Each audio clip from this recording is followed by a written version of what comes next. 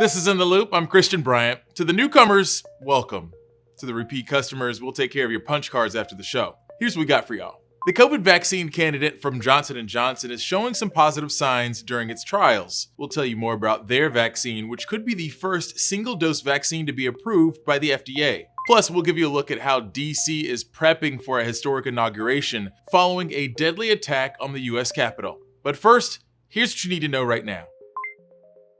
Jobless claims rose to 965,000 last week, reaching a 5-month high. Along with those first-time applications for unemployment aid, there's an additional 5.3 million Americans still receiving state jobless benefits. As many as 1 out of every 6 small businesses has gone out of business as consumers avoid traveling, eating out, and shopping in the face of a rising number of COVID-19 cases. We know for 43 weeks now the economy has been in a recession or a downturn. It was caused by the pandemic. The pandemic's been raging out of control. So we see further job losses, more people need help. That's what shows up in these numbers. The US is reporting an average of more than 224,000 cases on a daily basis and more than 3,800 deaths. So that's a lot of bad news. But economists predict a broader recovery in the second half of the year once vaccines have been widely distributed. According to the CDC, 10.3 million doses of coronavirus vaccines have been administered, and close to 30 million have been distributed.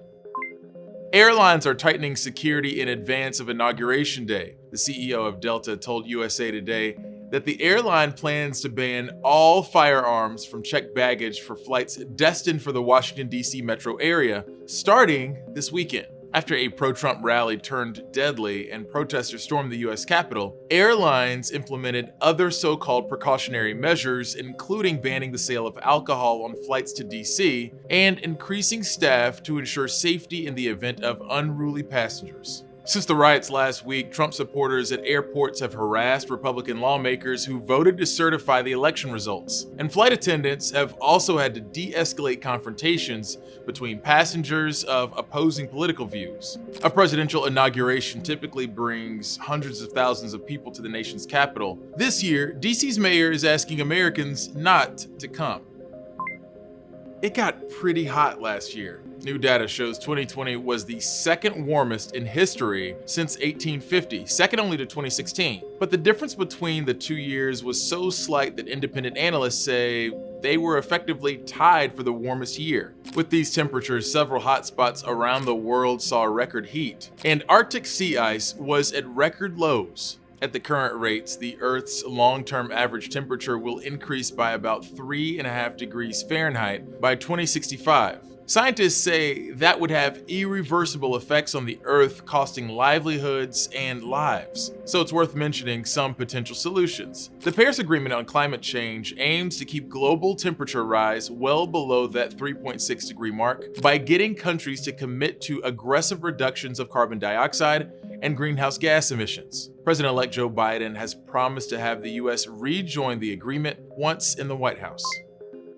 In a slew of tweets, Twitter CEO Jack Dorsey defended his decision to ban President Donald Trump. It's been a line social media sites had been hesitant to cross, but after the riots last week at the Capitol, many companies took a firm stance against the violence and the violent rhetoric. Trump has been banned from virtually every major social media platform, which raised some concerns about censorship. Worth noting here, it's not a violation of the First Amendment. Remember, these are decisions by companies, not the government. Plus, freedom of speech does not include the right to incite actions that would harm others. That said, Dorsey called bans like this a failure on Twitter's part to promote healthy conversations. He explained, bans limit the potential for clarification, redemption, and learning, and it sets a precedent that I feel is dangerous. The power an individual or corporation has over a part of the global public conversation. So where do we go from here? Dorsey doesn't have the answer, but he did mention the need for more transparency on their moderation policies. In the past, many social media sites prioritize free speech over moderating misinformation and hate speech, but this could mark the beginning of a shift. The early results for the next COVID vaccine from Johnson & Johnson are showing some promising signs. That would be the first single-shot COVID vaccine approved by the FDA if it passes muster. Newsy's Lindsay Thies helps us understand the science behind this vaccine as mass vaccinations ramp up across the U.S. Johnson & Johnson's one-dose coronavirus vaccine is safe and seems to cause an immune response in both young and elderly volunteers. The vaccine works differently than the 2 emergency-approved vaccines being shot into arms now. It uses a common cold virus called an adenovirus, and it basically splices in the spike protein from the coronavirus. So it's a vaccine platform, but uses another virus to deliver the spike protein to the body. In the latest issue of the New England Journal of Medicine, data shows J&J tested 805 volunteers between 18 and 55 and 65 and older. They either got a placebo, a low dose, or high dose of the shot. Some got a second booster. 90% of the volunteers produced virus-neutralizing antibodies 29 days later. By day 57, all volunteers had antibodies regardless of dose or age group. The 18 to 55 age group remained stable for at least 71 days. The most common side effects were fever, fatigue, headache, muscle aches, and pain at the injection site. The big appeal of this vaccine is that it's one and done. It also doesn't have to be kept at the strict temperatures like Pfizer and Moderna COVID vaccines. These are the results from the early phase 1 and 2 clinical trials, where researchers are looking to test things like the baseline safety and which dose works best. The phase 3 trial results, where tens of thousands of people were studied, will tell us much more. Everybody's interested to see how the Johnson & Johnson vaccine looks in a phase 3 clinical trial where it's put up against the virus. Does it have comparable efficacy to the mRNA vaccines from Pfizer and Moderna? All of that's going to be really important to see to help us gauge and judge what the role of this vaccine will be along with the other 2. Johnson & Johnson expects to release their initial findings of that big phase 3 trial next week, with an application for FDA emergency approval coming by the end of January. For Newsy, I'm Lindsay Thies. When you're back, we'll offer up some of the sights and sounds around DC as they get prepared for another week of activity in the district.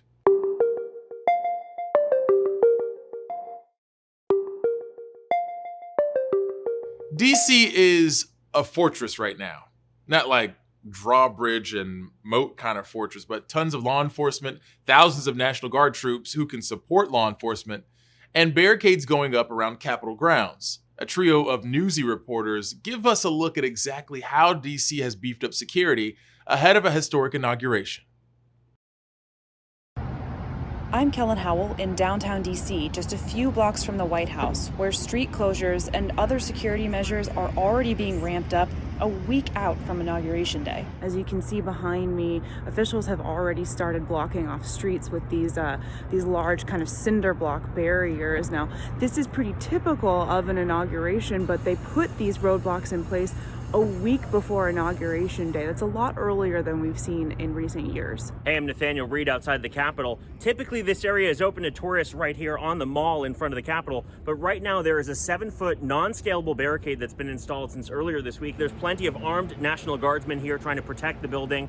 You can see them anywhere in the Capitol. There are still ways to get in. There are specific entrances and exits, but at this point, access here is pretty restricted, all because of the protests just over a week ago here at the Capitol. I'm Stephanie Liebergen outside the U.S. Naval Observatory in Washington, D.C. Now, you can see behind me the guard post and the wrought iron fence. Now, that is always here as protection for the Vice President's residence.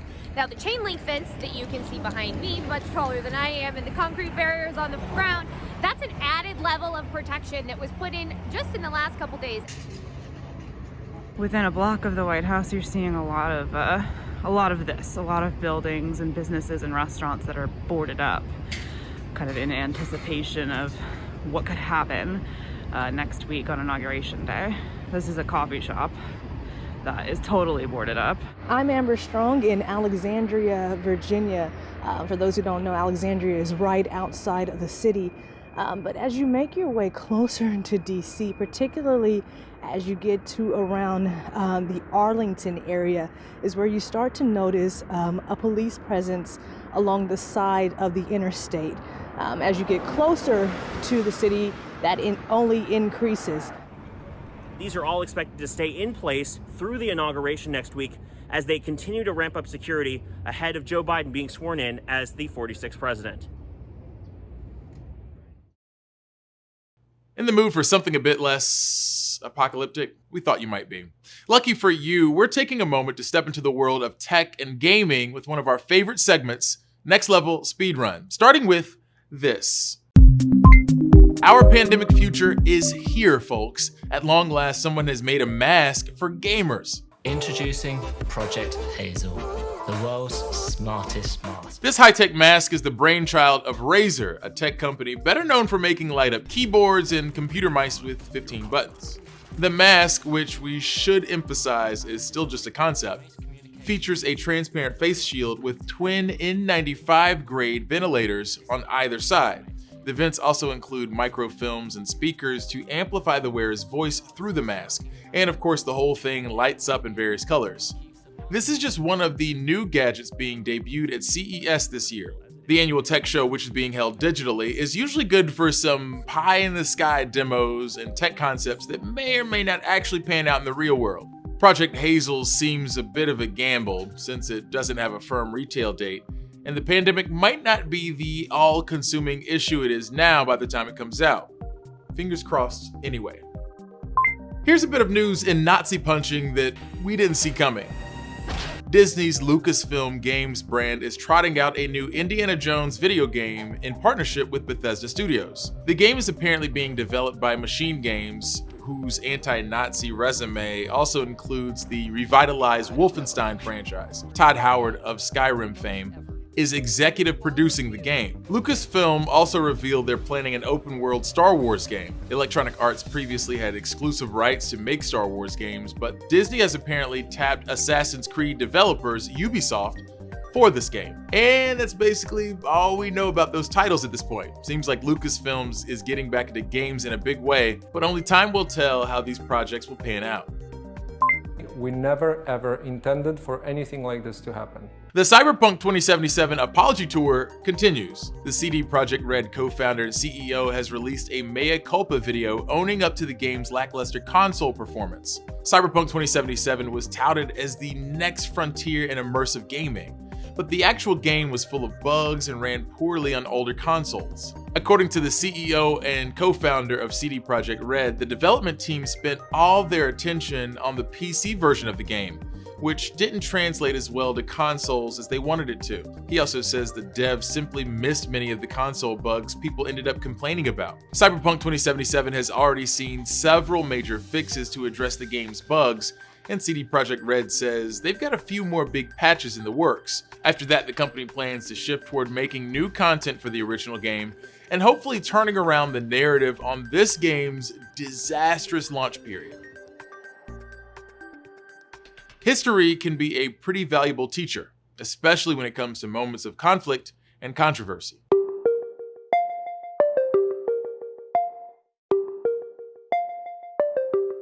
During the attack on the US Capitol, some rioters openly displayed anti-Semitic symbols and sentiments. It was just another sign that Wednesday's attack wasn't just about overturning the election, but also sending a message. One of the people watching the Capitol attack was a 93-year-old Holocaust survivor. Newsy's Ben Shamiso spoke to him about history repeating itself and how we can learn from last week's historic moment.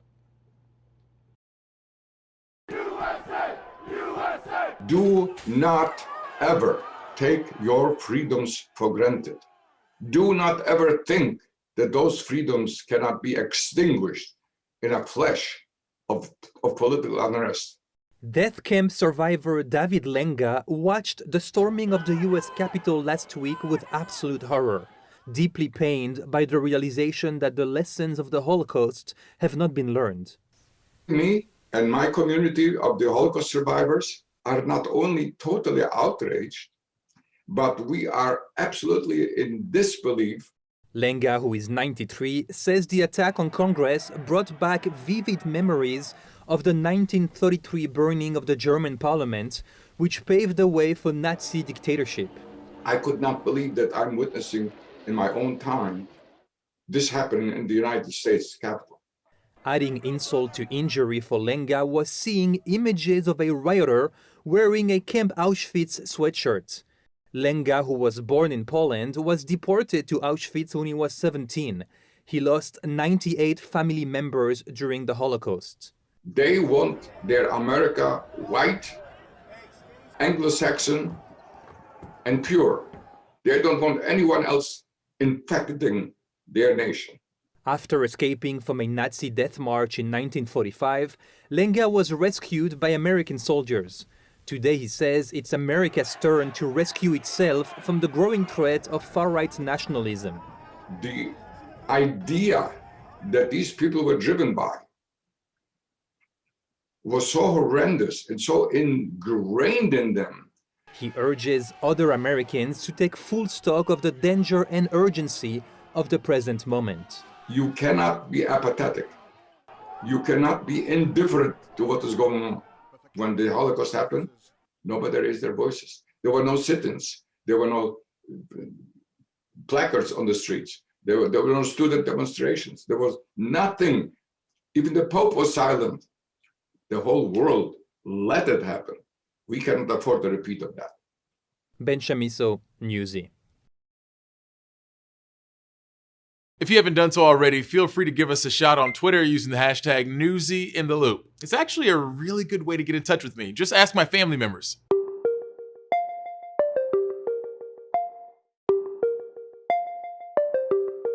I've been in the pandemic so long, I know when nearby restaurants stop accepting orders through delivery apps. For example, it's 8:30 p.m. for one chicken place on Postmates, or else no spicy chicken sandwich for dinner. But in a time when a lot of us are leaning on food delivery, so-called ghost kitchens or delivery-only restaurants are growing in popularity. National reporter Chloe Nordquist explains. Your favorite restaurant could one day be a place you've never actually been to. It's the concept of a ghost kitchen or virtual kitchen. It does not have a storefront. These are food preparation areas that function like a traditional restaurant kitchen in many ways, but they were not set up to have the public participate on site. The pandemic has made them more popular as more people are ordering online. It is primarily driven by the continued demand by American consumers for convenient delivery food and beverage options. Hudson Reilly with the National Restaurant Association says prior to the pandemic, 1 out of every 20 orders in the industry were done digitally. Under the pandemic environment now, that has dropped down to about 1 out of every 5. It's something restaurant industry leaders are paying more attention to and finding solutions for. For example, DoorDash recently announced Reopen for Delivery, a way to help restaurants reopen through delivery-only models in commercial kitchens. The idea is not new. Cluster Truck has been in the business of delivery-only food for over 5 years. 100% of our business is delivery. The fastest growing segment of food is prepared food delivery. Chris Baggett is the CEO. We make over 90 items, right? So we have Asian food and we have cheeseburgers and we have great vegetarian food. Cluster Truck has expanded into 7 locations. In fact, their delivery is free as long as you're in their delivery zone. Chris sees this model as more disruptive for catering and cooking and less for dine-in restaurants. I think what's being disrupted is cooking, honestly. It's how am I consuming food at home? And, it's one of the reasons why, we focus on quality so much, because we want people to not have to trade quality for convenience. The National Restaurant Association says as of September, nearly 1 in 6 restaurants, about 100,000, closed permanently or long-term. But the concept of the virtual kitchens might give some of those businesses a second chance at surviving the pandemic. From the consumer's perspective, there really is nothing more convenient than having the restaurant come to them. I'm Chloe Nordquist, reporting. Pneumonia is an infection that inflames the air sacs in the lungs and can be pretty devastating. But doctors are saying COVID-19 pneumonia can be even worse. It lasts longer and causes more damage to lung tissue. National reporter Usher Qureshi looks into new research that'll help doctors develop treatments that could make COVID pneumonia no worse than the common cold. Since the beginning of the pandemic, scientists have been trying to figure out why coronavirus is so destructive to the lungs. Pneumonia that lands people in the ICU on life support does tend to last longer than pneumonias caused by other types of bugs. Dr. Ben Singer is an assistant professor of pulmonary and critical care medicine at Northwestern. The hospital provided this video of Dr. Singer. He says viral pneumonia like that found in the flu is like a burst of fire where the lungs are inflamed for a short period of time. The immune response to COVID pneumonia is much more like kind of a slow burn in the lungs, where people are exposed to inflammation over a long period of time, and that's where we see this great degree of damage. The first of its kind study compared fluid collected from the lungs of COVID-19 ICU patients with that of pneumonia patients from before the pandemic. Our study is just the tip of the iceberg in trying to understand the differences between patients that determine who is going to go on to get better and, unfortunately, who doesn't. It's why scientists are looking at data like this to develop new experimental drugs to help control the wildfire-like inflammation sparked by coronavirus in the lungs. Actually looking at the molecules and the different substances that are dysregulated in COVID-19 has given us some really promising leads for targets to study in drug trials. Dr. Singer says much like the flu, COVID-19 is unlikely to ever go away completely, even after mass vaccinations, which is why he says it's critical to understand how to treat it long term. We are learning new ways to care for patients with severe pneumonia largely, and pandemics come over time, right? And so I hope that what we learn from this pandemic will allow us to be better prepared for the next pandemic of a deadly virus. In Chicago, I'm Usher Qureshi. That's it for us, gang. As always, thanks for watching. We'll be back with more In the Loop next week. Same time, same place. More top stories from Newsy are headed your way right now.